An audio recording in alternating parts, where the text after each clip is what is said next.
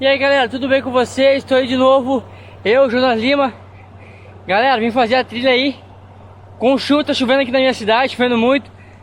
E aí galera, eu vou subir com ela lisa. Olha como é que tá aí o negócio.